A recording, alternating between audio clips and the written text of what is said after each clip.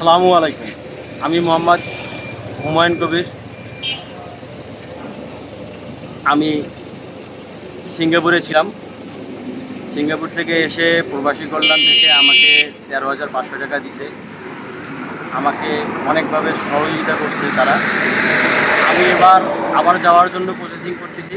ওখানে গিয়ে ড্রাইভিং করবো দেখে প্রবাসী কল্যাণ মন্ত্রণালয়কে অনেক ধন্যবাদ যে তারা আমাকে আবার এই সুযোগ করে দিছে একটা ট্রেনিং করার জন্য, যেটা আমি বাইরে গিয়ে আবার ভালো একটা পর্যায়ে যাইতে পারবো, দক্ষ শ্রমিক হিসেবে যাইতে পারবো।